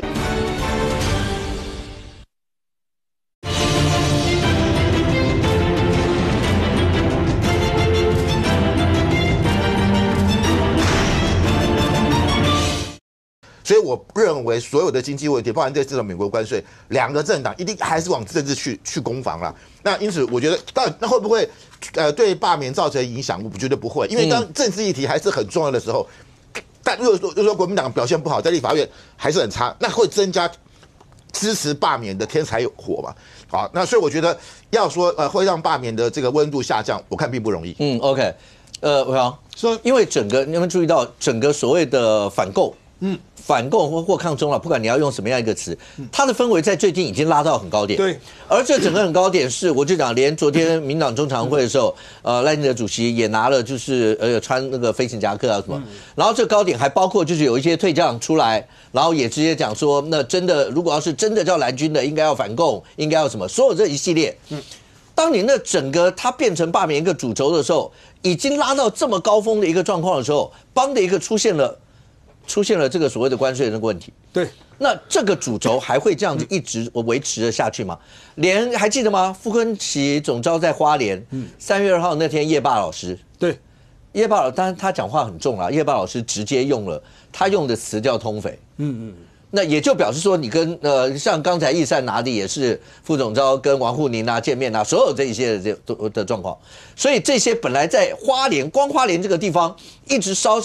到，再加上地方个股势力，看来从张俊出来以后，个股势力大家的合流，但是现在看起来当然，当张俊一出来以后了，我不知道，就是刚刚讲说，当关税出来以后，整个反共这样的一个主轴在大半风潮之后，它会不会受到影响以外，花莲这个地方一定是国民党重中之重，对，那也一定是民进党想要拿下来的一个地方，是，而且网络上面，当张俊出来发表完那个以后，有一些网络的留言的东西很值得大家关注。这张俊的这个文章出来之后，他其实也有发在自己的粉专，对，那粉专当然按赞的一定很多绿营去按赞嘛，就是其实也不知道议长是谁了哈，反正就是这罢免傅昆萁就去按赞，按赞至于有人发现了奇怪，第二个最多的是怒，到底是谁按怒？赫然去找发现了哈，大量的这应该拼音的是越南的朋友。就有越南朋友，那当然了，依我们做网络都很明显，这叫水军呐，不能说是网军，就是只要花钱就会有人生这个按怒、按笑、按赞、按什么数给你，让你门面好看。有人就下了这个，就是花了钱去做了这个事，但是重点在于说谁做的不知道。如果是比如说亲傅昆萁的人做，蛮无聊的，当然了，蛮无聊，干嘛做这个事呢？那当然会不会是什么好事的？比如绿营好事者说，嗨，我故意找一堆越南人去按怒，要花钱，要不了要花钱。那其实愿意花钱做无聊事的人还蛮多的。讲到大罢免嘛，这个一起来否放的人蛮多的哈。好，那当然这样子是不是又带起一波话题？当然又带起一波话题嘛哈。所以重点是，因为本来大家还在想，傅昆萁在花莲的这个罢免烧不烧得下去，会不会后继无力？但是呢，包括从魏家的丢出来说我要当浪人呢，坂本龙马然后后来是张俊说微光啦，我看到曙光了，看到微光了，然后他终于跳出来，然后把整个国民党一起拉下水。你可以看到这是一个新闻铺陈的次序，越来越重，越来越重，越来越重。然后接下来媒体去访问张俊，张俊说好。我愿意去这个摆摊，我愿意去带领。那地方上的霸团也抛球，都说：“欢迎这个张议长一起来，我们来讨论怎么样去做。”很明显就是在操作新闻，热度就可以一直维持到什么时候呢？就是其实他们说下周就要开始造册，所以他们希望在这一个大概1周的时间内，可以把数量冲出来。冲出来的意思不是说这个清明扫墓回去返乡那些人签一签而已。重点是他们提到一个词，大船入港，就是这一些地方的派系有没有在收？据了解是有的 ，OK， 他们有在收，可是之前都是鸭子划水，最后面他们会不会把份数丢出来，让他声势再冲一波，又会再带起什么样？为什么？因为张俊都已经掉下去，他印了这个新闻，难道最后面2阶段联署不过，他又怎么混的？就是这种那么多人都跳下来了，所以现在就是2阶段过了之后。重点是第一，国民党中央能不能下来？如果中央到现在还是一个态度，说我们希望团结最大多数，或者是你找主发会的去讲说那个不算，找花莲地方党部去骂张俊等等的，到底有没有助于团结？这是一个很重要的诠释点。再来是刚刚前面提到的那个反共的氛围哈。现在正蓝军的主诉求之一是张俊这种系列，就是傅昆萁主义，你在立院打的那个议题方向是歪掉的，所以这个。腐肉要割掉，这是一派；另外一派是反共的这一派。国民党是有2套论述，这才会影响到大罢免的。所以国民党中央现在要回应的，他实际上没有在回应这个腐肉，就讨论傅昆萁是腐肉的问题。他们现在还在玩的是共谍嘛，因为国民党也在讲嘛，民进党有共谍啊，你霸团你有共谍，我就觉得讲到霸团有共谍是太超过了，你反而又把霸团激起来，就是有点踩过头，兴奋过头，但。国民党现在只有他知道反共这个事情大条，可是张俊所抛出来的腐肉说，谁是正统的国民党？傅昆萁的这一种迎合黄国昌激进路线，是不是其他还想存活的，特别是那一些现在正在罢免的国民党委员，他们也会内心也会有同样的回答，比如说像叶元之会不会觉得啊，都对啊，就是之前黄国昌害我害成这个样子，会不会开始有这样子的想法？一旦有的话，这些正在被罢的人，他其实是在党内是有发言权的。范老师，那些退役的不管是飞官啊，或是将官啊，出来开那个记者会，你觉得这个对有人讲说对国民党来讲是铁杆部队，然后也开始动摇了吗？你觉得他会对于这整个氛围上面造成什么样一些的影响？对因为我昨天有直接跟这位林伯岳，就是台湾英爸直接就上同个节目了。那我觉得他的确是觉得就是国民党的这个现在的路线，他产生很大的怀疑。那他两个小孩也很优秀，都是我们陆官毕业，然后现在都在一个在美国维吉尼亚军校，一个在念西点军校。对，那当然他还有衍生出来，就是他被踢出这个空军官校的这个群组啊。那另外就是在这个空军这个群组里面，还有一位现役的空军的少将是这个空军的副参谋长。那今天大家就怀疑说，那为什么你作为现役的这个将官，你不敢出来反共？因为他们等于是被踢出去，而且这里面的群组里面还有的这个退役的，竟然人住在中国所以大家怀疑说，我们的国军是怎么了？难道反共变成是一个不能够公开讲的吗？那我昨天也问他一个问题，我说你们那个群组里面这个支持国民党我没有意见，那支持国民党也可以反共啊，支持国民党也可以这个支持民主政治啊。就他讲了一个让我吓一跳的答案，他说因为我们这些支持国民党的人，我们看到目前的这个主流民意不挺我们，年轻人不支持我们，然后呢这个大罢免还像势如破竹都是罢免国民党的，有可能被罢掉，那我们没办法重返中央执政，那怎么办？我们仰赖中国。把民进党给推翻掉，他们的想法是这样子，就国民党没有能力推翻民进党，只能靠对岸来推翻，就他们对民进党的恨还高于对共产党的恨。那我说这太荒谬啦，可是他说他们就是这样子想，所以我觉得这是让我觉得很焦虑的地方。这是英爸讲，对，他说他们的因为我很不能理解嘛，我说你们那个同才是为什么会有这种想法？他告诉我这个原因，这个背景，所以他们甚至认为说，透过解放军进来之后，才能够彻底把民进党消灭掉。否则依靠目前的国民党是这么弱这么没有能力。所以，但是我觉得这是个很没有出息的想法。你今天你国民党的支持者应该说，我们怎么样去吸引年轻人呢？我们怎么样让中间选民接受我们呢？而不是靠外力。所以难怪大家会觉得说，你这个国民党总是在配合对岸嘛。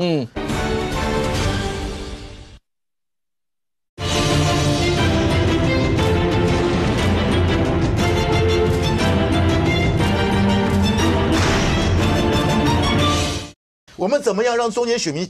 接受我们呢？而不是靠外力。所以难怪大家会觉得说，你这个国民党总是在配合对岸嘛。那因为你的支持者就是这种想法嘛。所以我觉得今天这个英爸的这种想法让我觉得非常不可思议。但是这种想法是不是在很多的国民党的支持者，特别是来自于军公教的团体，他们是这样的？就是恨铁不成钢，对国民党就觉得你没出息，那我干脆找对岸。但是这是很可怕的想法，因为就变成说你对国家是不忠诚的嘛。所以我觉得其实像我认为啦，这个大部分的国军，不管是退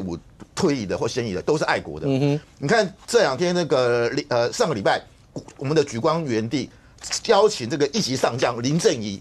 他是海军的，到我们的莒光园地来做演讲嘛。我们大家都当过兵都知道，礼拜四早上看莒光日嘛，他就讲说要建立爱国信念，当最优秀的军人。那林正仪他是80岁了，他是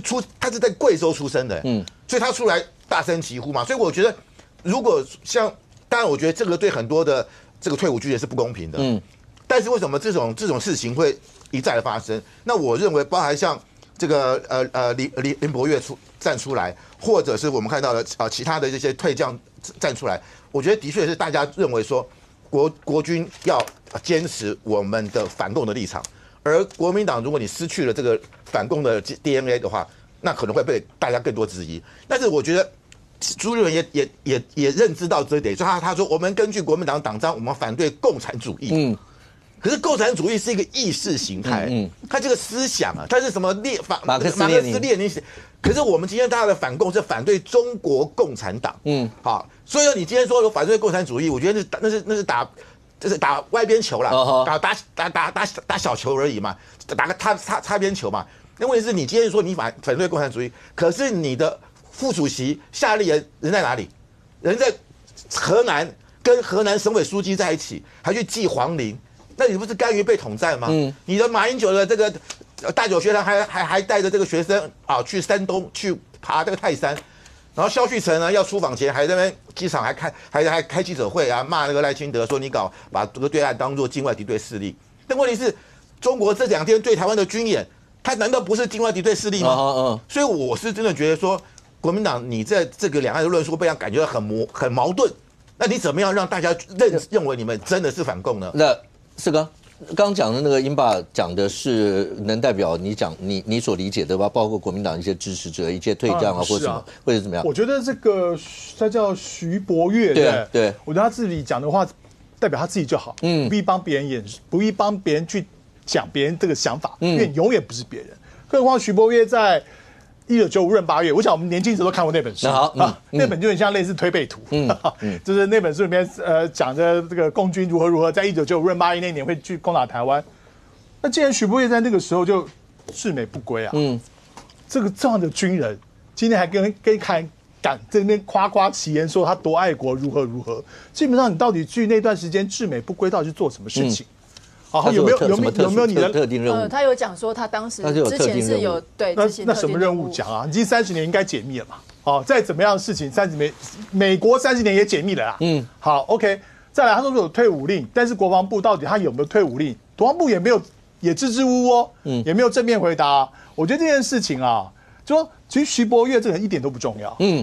其实他在台湾社会其实没有什么讲话的分量。那如果他今天出来又去指责这个，然后大家对他的质疑他又讲不出具体的证据的话，那我觉得这个事情就要查清楚。我觉得不管是民进党的委员也好，我觉得就应该问国防部出示他当时的退伍相关的证明，还有没有拿退休俸，因为这才30年啊，事情并不太久，历史都查得到。如果徐博岳觉得自己是证明自己有话，把它秀出来，把它秀出来，就你想要对各位特定的政治立场讲话，都是你的自由。这个自由社会，你要今天以前如何，现在如何，都是你家自己个人的事情，但是别帮别人表态。但是刚除了你说徐博岳以外，因为那天里面还有一个老将嘛，就是有一些这样。那刚才讲的意思就是说，对国民党来讲，传统的一些支持者，因为一般人想到退将、退官或者军官什么，一定都会觉得那就是蓝营的支持者。蓝营这一方面真的有一些所谓的生锈的一些地方吗？或是刚才方老师特别讲，朱立伦在桃园那一场的时候特别讲，真正反共的政党是国民党，是，但大家这几天在讨论这个，都会把夏立言副主席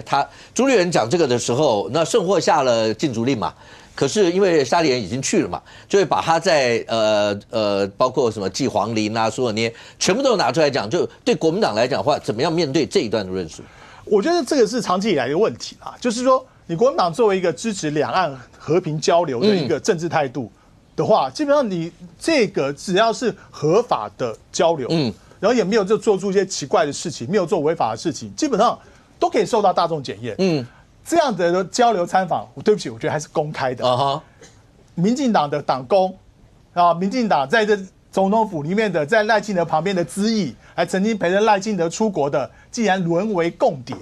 看不到地方更可怕。看不到地方才能把这些所谓的国家机密把它流出去。我跟你讲，共产党要收买什么？共产党是要收买有位置的人，有情报资源的人。共产党不会收买在野党。在野党看到很多事情，跟大家一样，都在看报纸看到的。所以我觉得这个部分我觉得民进党自己要去每次喷别人之前自己想一想，内部有多少的党工被渗透，然后这渗透的过程是什么？他到底是做什么样的职务，然后接触了什么样的资料出去？我觉得这件事情非常非常严重，而且今天的《镜周刊》也讲，有3个人在今年过年后就失联了。这个其中有一个是民进党重要的一些组织部的成员，过去也做过民进党宗教部的主任。那这些党工涉及到共谍案的时候，民进党的态度是什么？民进党的立委要不要把这事情整个的查清楚，甚至赖主席自己要不要进行一个内部的清查？接触到这些职务的，接触到这些文件的，你到底去了哪里？再来，这个盛祖英过去也在立法院的院长办公室做过。我跟大家报告，院长办公室看过的东西啊，比一般委员不知道多了几倍、10倍、100倍以上。很多的资料不敢给一般委员的，但是会给院长办公室，因为这个不一样，也不一样。那这过程当中，他有没有利用自己的职位去拿一些不该拿的资料？OK。那游锡堃说他觉得他怪怪的，就没有续聘。但游锡堃不直接送相关的调查呢？所以我觉得看不到地方被渗透的，我觉得更可怕。思刚讲得很好，该办就办。我要讲的是说，只有敌人才需要渗透啊。朋友干嘛渗透？我共产党跟你们国民党麻吉，我干嘛渗透你国民党？你们国民党直接去报告，我干嘛渗透你国民党？我当然要渗透你民进党啊！我说真的，民进党不只是今年这被渗透了，已经被渗透很久了。为什么？民进党是国民党的在统战里面叫做主要敌人。刚才为什么讲到说，一些老兵说我们要联合共产党打击主要敌人，叫做民进党嘛？这叫统战的策略啊！统战的策略叫做联合次要敌人，打击主要敌人嘛。现在国民党就是共产党的次要敌人，但是次要敌人跟你交朋友，主要敌人要渗透。OK， 所以包含霸团也被渗透啊，霸团被渗透刚好而已。最近大罢免的消息，中共希不希望拿到讯息？当然希望拿到讯息嘛。国民党拿不到讯息，我派人渗透去做志工，马上就有讯息过来了嘛。这才是最危险的地方。我来讲，我看到那个87岁的退役老将军邱将军，我真的很感动啊！他说一堆老兵啊，斥着反共抗俄，现在一堆老兵斥着反共抗俄，你们赖以任在讲什么？联俄容共，你们国民党被共产党从中国赶到台湾来，你们还没有汲取蒋经国、蒋中正的教训吗？联俄容共2次啊，国共合作2次，我都说从2000年到现在为止，叫做第3次国共合作，没错，就是打败主要敌人，叫民进党。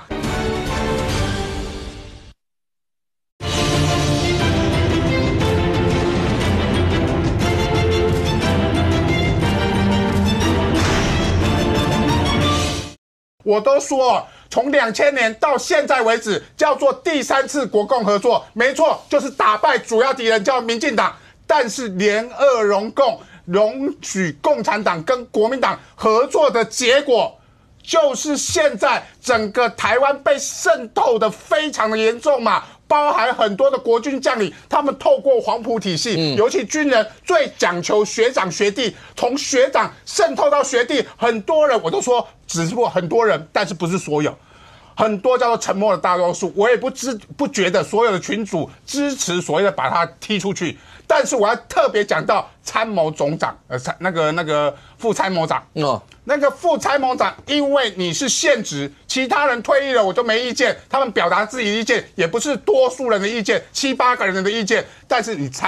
副参谋长，你是军职，你是现职，你不应该在那个群组发表意见，你必须采取所谓的行政中立的立场。即使是私人的群组，你都应该是中立的。所以国防部对于这件事情还是要深刻的去调查。严凤，要不要简单讲你们党的态度呢？针对刚才讲的有共谍案的一些事，其实针对共谍我们民进党的态度就是，只要涉及危害到国家安全的，一律严办，一律法办。这个国家安全是不分党派的，对，国家就只有一个嘛，对不对？然后第二个，我觉得心防当然是民防的第一个防线，所以这件事情呢，刚刚讲的就是代表说，中国共产党对于台湾的渗透其实是无所不在的。刚刚讲到说，好，现在有什么民代的助理，好党工，其实他们很常透过宗教，透过里长，透过这个民意代表的后援会，可能你们会觉得说，他可能不是一个很重要的一个后援会的成员，但是共产党他们是连这样子的人也在吸收，那所以就代表说这件事情对我们国家安全来说，所以我们这个反渗透法、国安法为什么一直很努力的就要去制定、要去做修法的动作，就是要避免这样的状况发生嘛。这个是不分党派，我再强调一次第二个，刚刚有讲到，就是说为什么现在很多深蓝的这些家庭就是会跳出来，就是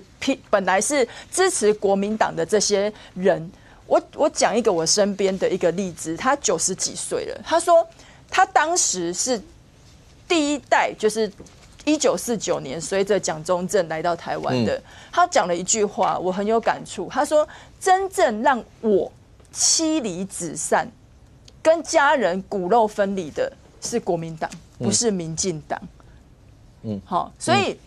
为什么他们那时候还没有民进党？那时候还没有啊，我们根本就还没创党。所以他说，过去国民党。蒋中正、蒋经国都在告诉这些现在已经80岁、90岁的老人家说，我们要反攻大陆，我们要对抗共产党。那怎么会现在回过头来，在2025年的现在，国民党里面的这些权贵、这些正2代、正3代，会告诉他们说，哦，要去跟共产党当朋友，要去融共。那你说对他们原来这些随着蒋中正来到台湾的这些人，他们情何以堪？如果讲的话，杨明，反共这个议题为什么会变成国民党现在的罩门？因为就是那个《美丽岛电子报》，不管很多民调都有一个叫做，就是你对共产党的反感，还有就是你认为台湾跟大陆到底是不是同属一个中国？这种民调在10几20年前，其实也许还有那种叫做僵持，可是呢，基本上从大概马政府的第2任以后，基本上就是已经拉大了。那像最近这一次，像台湾跟大陆这个美丽岛的民调是70%以上，7%、6%，将近80%认为不是同一个国家了嘛？那这叫主流民意啊。如果你今天假设认为两岸同属一个国家的，剩下不到2成的民意的时候，而在野党要站在这个立场，那不就自寻死路？就是你剩下的你的板块就会越来越小啊，越来越窄，所谓的统派就会越来越凋零。好，所以当现在变成说主流民意叫做维持现状，或者说维持现状，并且是独立的维持现状的时候，那我觉得国内各政党，当然我们一直都在讲，国民党因为长期在野的时候不谈他的两岸的论述，才会导致现在变成说人家拿这个来往死里打。不过讲到这边，我觉得补充一下，其实反共刚刚这个义善拿的那张图，关键就是因为傅昆萁跟对岸的这个互动啊。可是你说像傅昆萁，我必须讲哦，他从他当这个政治人物以来，他跟对岸的路线就一直是这个路线，他没有改过啦。那所以我才说，今天你知道，有人就讲啊，国民党是如果没有那个同舟计划，没有了傅昆萁，也没有钟小平，也许就没有大罢免。同舟连钟小平都算在里面啊。同舟便翻船，变独木舟，同舟便火烧连环船。因为钟小平也得罪了那个民众党啊，也许再也就可以合作啊，对不对？合作的更紧密啊。现在他们现在变成说还要是罢免钟小平。国民党你觉得真的会处理钟小平吗？他们里面有一群人情绪现在也蛮激动的。对啊，因为什么？因为其实从这个吴沛憶的罢免案刚开始的时候，他们就已经内部有一些矛盾了。那到现在是因为当钟小平去点名其中一个这个国民党有关的团体，比如说青工会这样的时候呢，这些人当然就跟你杠上了嘛。那当然，我必须讲这个事情。目前国民党内有人是希望不要把这个事情，不是因为大战在即，你总是需要第2阶段吴沛憶的那个要不要钟小平帮忙？不，这个我要帮钟小平讲话。这个国民党整个一开始就策略错误，找了 A 队，然后 A 队失败之后，还找了张延廷一个将军，也是将军，张延廷去做所谓的这个领先人，做不满4个月，你临时找了李孝亮做 B 队，人家妈妈担心儿子跳出来讲话，然后你现在怪到钟小平。你一开始找钟小平不就没事了？一开始找钟小平，现在找都联署过了啦。我直接讲啊，所以我要讲说，这个是国民党中央包含市党部跟钟小平的恩怨，然后现在不只把责任推给李孝亮，现在还要把责任推给钟小平，我为钟小平抱不平啊！如果你为钟小平抱不平的话，我觉得不找钟小平就是更正确。所以来我跟你说，对，因为义善抱不平，所以国民党内可能对他钟小平。但其实我跟你讲，但是我讲的是道理，不是吗？赵少康也是找钟小平去做2阶段联署啊。没有这个我是讲说，是蓝营里面有一些他们讲说，钟小平扮演仙人指路的那个角色他一讲修容组战天下被收索，哦，他一讲这个庆功会，下一波司法可能就过去收了嘛。那你国民党里面就有破口嘛，所以他们现在就是担心说钟小平变成一个那个叫做帮对手指路的那个角色的时候，只能怪小平哥太诚实了。他就是一个直男嘛，你叫他讲话他就讲话嘛。但现在我就讲，其实我觉得钟小平讲的是良心话啊。你也要帮他吗？对啊，因为我觉得这些青年不要再帮他讲话。我觉得这些青年洗不清，你们不要再害他。我觉得这些青年团的人，我为什么要把他送考纪会，然后把他驱逐出党？那我觉得，因为你联署就是有问题啊，而联署的人是谁？就青年团啊！你们怎么不深自检讨的？小平只是把真相讲出来啊，所以我觉得这样国民党会变成劣币去驱逐良币耶。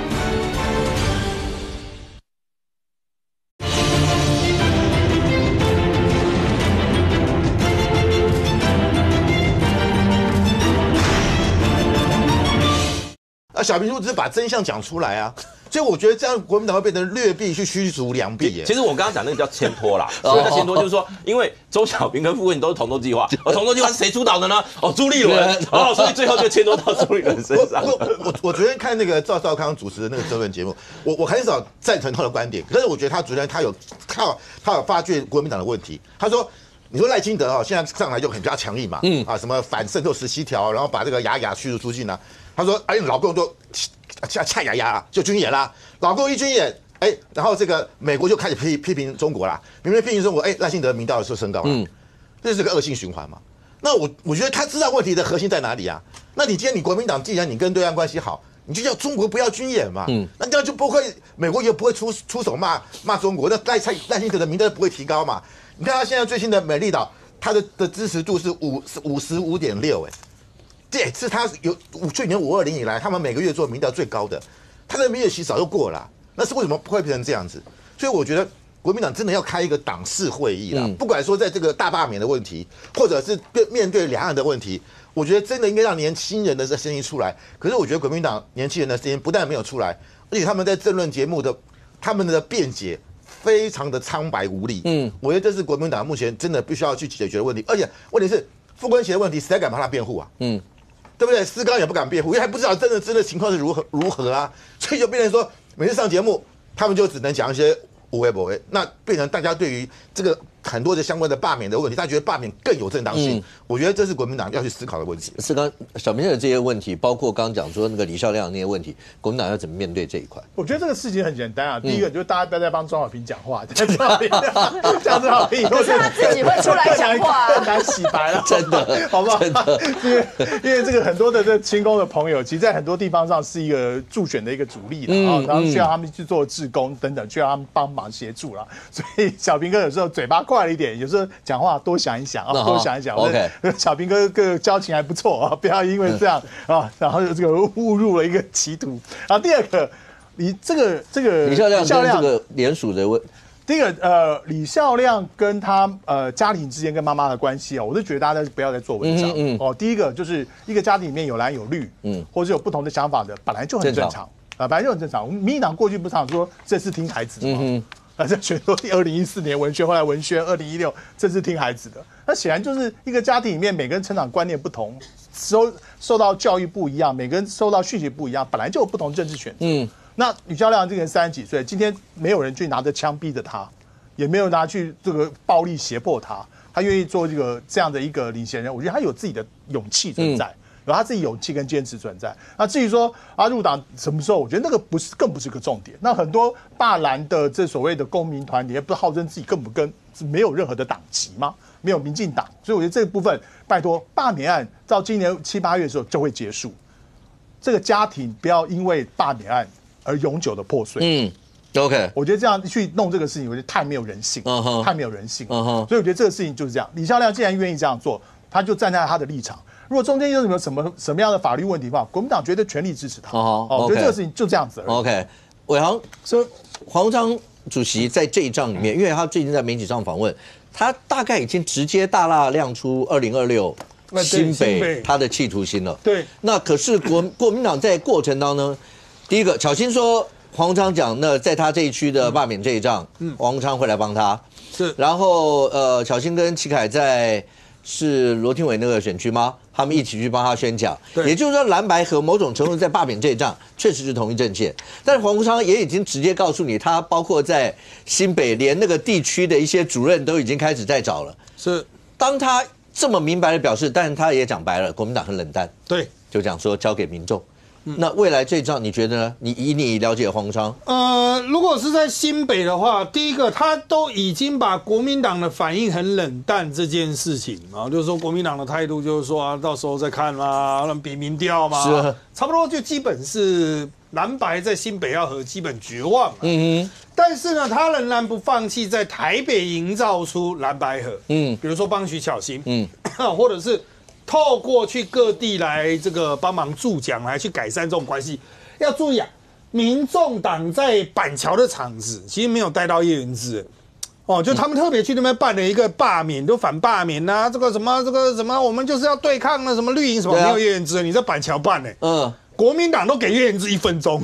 但是民众党是没有叶元之，提那个人都没提。那这样子其实就你以为那边大概就是不会有合作，但他为什么要讲？他必须要有一些牌，真的啦。这个包括像世轩，我们都知道陈世轩就是在新北嘛，他的根据地原来也是新北竹北的重点，那黄鸿昌去嘛，那变得黄鸿昌在经营。但我在台北的时候，因为我在信义区嘛，我有碰到陈世轩在跑台北在跑台北的小草的重要的庄脚。所以可能会到台北。我有碰到，就大家都可以经营你多经营，资本就多。所以你会说黄国昌他是在跟国民党喊牌吗？国民党不会理他。对他来说，对国民党来说，我这个地方是我的，我侯友宜的人都不见得能够代表出来了，我还管你一个黄国昌，不可能。但台北市是比较诡谲的地方，从议员开始就可能有一些，比如说你少提几席，那。特别是我们刚才前面在讲庄小平，其实重点是黄旅啦。你不要再帮庄小平讲话。庄小平根本不重要，他不重要，他自己活得很好。可是黄旅能不能活过4月半？这个就是另外一个问题。你说政治生命吗？对，为什么？因为如果你真的要问案的话，你问到就是到底是谁第一出钱找这些人，那些是谁去找人来填的？我讲黄旅他自己有私下有跟一些蓝营的朋友说，他已经准备好要被司法，要被问，他有心理准备。对，我有听到很多这种讨论，有心理准备。对，我也有听到很多这种讨论。那不管怎么样，黄旅的气会不会下去？黄旅会不会去寻找外援？黄旅会不会跟黄国昌有谈判的空间？所以他剑指新北。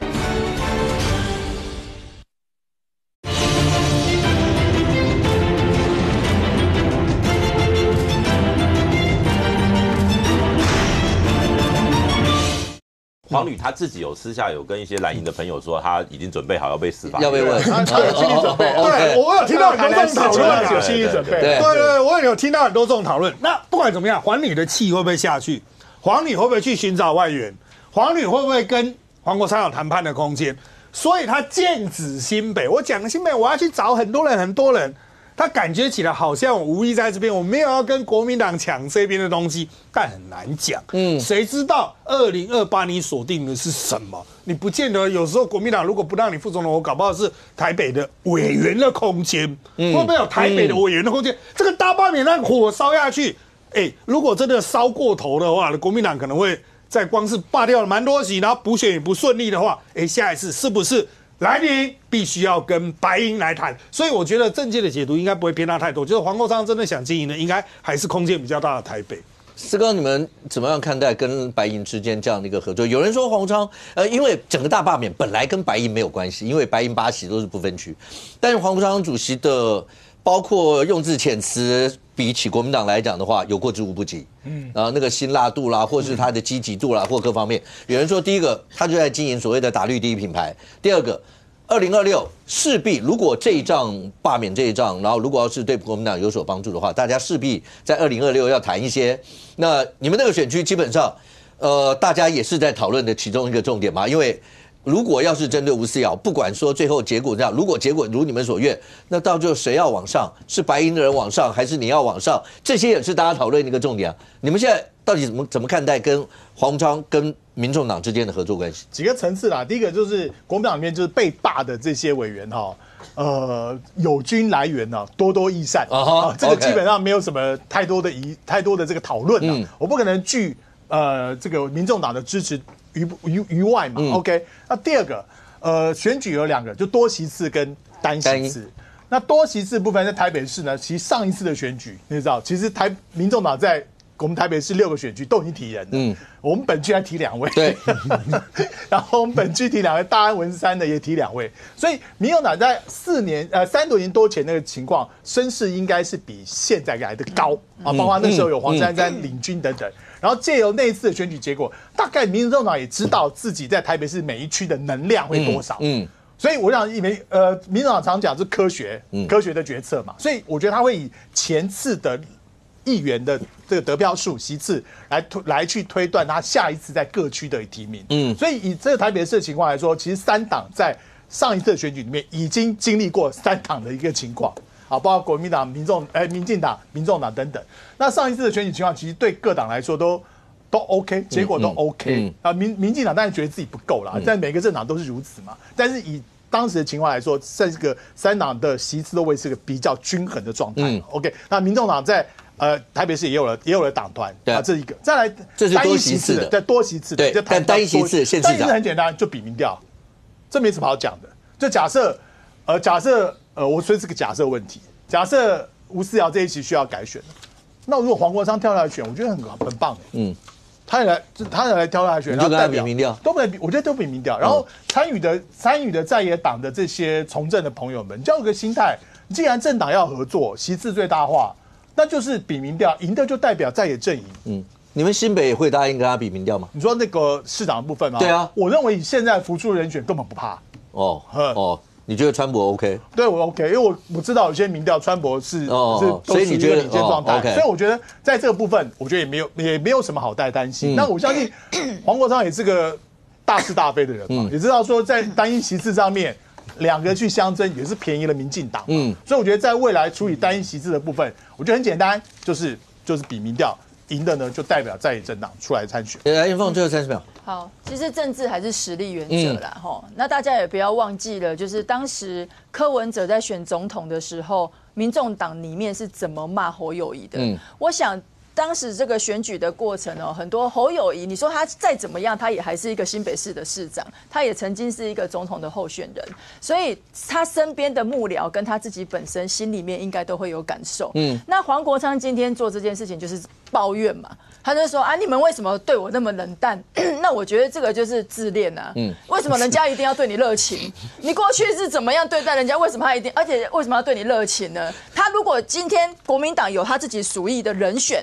你现在民众党整个民调的状况又那么差，那你们的前党主席现在又涉及了司法案件，那请问为什么人家国民党一定要跟你谈？所以我说不要只是黄国昌，就是不要一直陷在你自己的这个自恋倾向里面，先去看看外面的世界到底是怎么评价你的，这个比较重要。而且接下来这个大罢免的风潮，你要去站别人的台，你到底是毒药还是补药这件事情，也还是值得观察。OK， 当川普抛出32%关税以后，对国内整体的不管是在经济上、政治上，尤其对于现在闹沸沸扬扬说大罢免这样的一个风潮，到底会产生什么样一些影响？尤其在下礼拜一，当不管是股市开盘，当所有的单位都开始正式上班以后，那行政院针对这些一定会提出一些相关的一些内容或是一些说法，到底会怎么样？我们大家拭目以待。非常谢谢现场所有来宾，也非常谢谢观众你有收看《学妹里面》，我们明天见，拜拜。